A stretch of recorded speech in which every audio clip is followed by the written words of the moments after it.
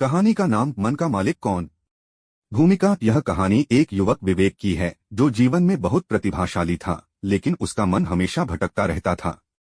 वह जानता था कि उसे क्या करना है, लेकिन उसका मन उसे कहीं और खींच ले जाता। यह कहानी दर्शाती है कि अगर हम अपने मन को नहीं समझते तो मन हमें अपने अनुसार घुमा देता है, लेकिन अगर हम मन को साध लें तो कुछ भी असंभव नहीं। शुरुआत। भटकता मन। विवेक एक छोटे शहर का होशियार छात्र था। पढ़ाई में तेज, सोचने समझने में निपुण और उसके माता पिता का सपना था कि वह एक दिन आईएएस बने। लेकिन विवेक के भीतर एक बड़ी कमजोरी थी, उसका मन बहुत चंचल था। जब भी वह पढ़ने बैठता, कुछ ही देर में उसका मन मोबाइल की ओर भाग जाता। कभी गेम, कभी सोशल मीडिया, कभी बेवजह की चिंता। उसका मन कभी शांत नहीं रहता। वह खुद भी परेशान था। एक दिन वह अपने पिता से बोला, पापा, मैं बहुत कोशिश करता हूँ पढ़ने की, लेकिन मेरा मन मानता ही नहीं है। पिता मुस्कुराए और बोले, बेटा, तुम शरीर से नहीं, मन से हार रहे हो। तुम्हें अपने मन का मालिक बनना होगा, ना कि गुलाम।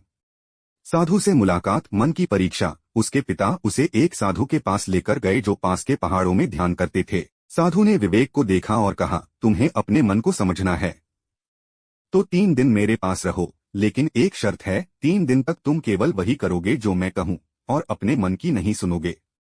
विवेक ने सहमति दी। पहले दिन सुबह 4 बजे साधु ने उसे उठाया और कहा, जाओ नदी किनारे बैठो, आंखें बंद करो और सिर्फ अपनी सांसों को महसूस करो। कोई विचार आए तो उसे आने दो, लेकिन उसके पीछे मत भागो।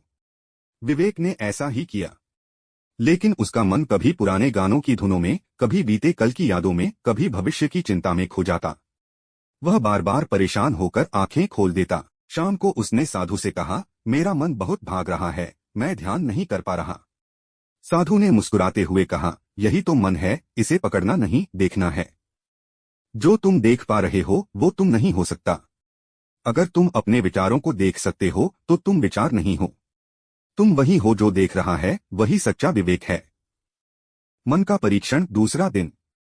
दूसरे दिन साधु ने उसे 100 बार एक मंत्र जपने को कहा और कहा, हर बार जब मन भटके तो उसे पकड़ो और फिर से मंत्र पर लौट आओ। विवेक ने अभ्यास शुरू किया। पहली बार में ही वह 5 बार के बाद भटक गया। 10 बार कोशिश की, लेकिन हर बार मन बीच में कुछ और सोचने लग जाता। लेकिन धीरे धीरे उसे एक बात समझ में आने लगी। मन को पूरी तरह रोकना संभव नहीं है, लेकिन उसे बार बार पकड़ कर लाना, यह अभ्यास है। तीसरा दिन। चुप्पी का दिन। तीसरे दिन साधु ने कहा, आज तुम किसी से बात नहीं करोगे, न कुछ लिखोगे, न पढ़ोगे, बस खुद के साथ रहोगे। विवेक को पहले तो अजीब लगा, लेकिन उसने स्वीकार किया। सीख। मैसेज। मन को नियंत्रित करना संभव है, लेकिन इसके लिए सहनशीलता, निरंतर अभ्यास और आत्मज्ञान की आवश्यकता होती है।